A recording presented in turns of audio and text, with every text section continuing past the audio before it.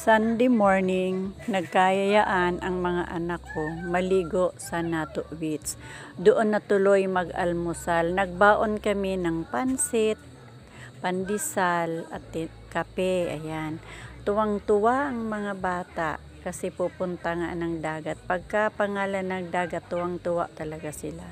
Ayan, ang baon namin. Andun sila sa tubig. Ako naiwan lang dito sa may mga bag.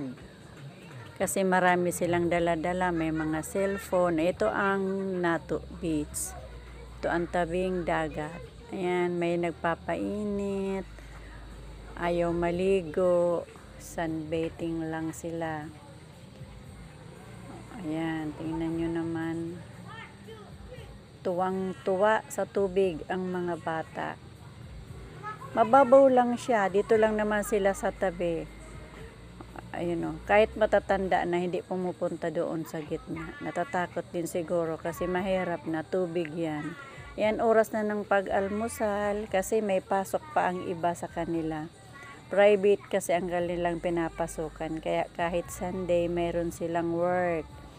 Almost 1.5 hour lang kami dito sa dagat. Ayan, yung panganay kong anak, siya na lang daw ang magbibigay ng pansit sa bawat isa para wag daw malagyan ng tubig dagat ang pansit. Yan. Kaming mag-anak nandito. Kami lang naman na dito sa compound ang magkakasama. Nagkakatuwaan. Ang sarap ng pakiramdam pagkasama mo talaga ang pamilya. Almost 8 AM na kami nakauwi. Medyo mainit na. Pagka ganito palang oras dito sa dagat, mainit na siya. Tamang-tama lang siguro talaga pag madaling araw. Kainan time!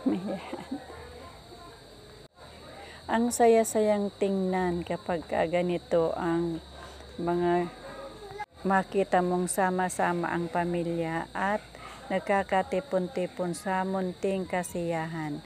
Sa susunod, nagpaplano na naman sila na pupunta naman ulit pag maganda ang panahon. Para naman masaya. Pauwi na kami, kumain lang. Talagang yun lang talaga ang plano, maliligo ng konti. Konti lang, sa susunod na lang itutuloy kasi medyo mataas na ang init. Wala naman kaming cottage na nirentahan. Dito lang talaga kami sa may tabi ng puno.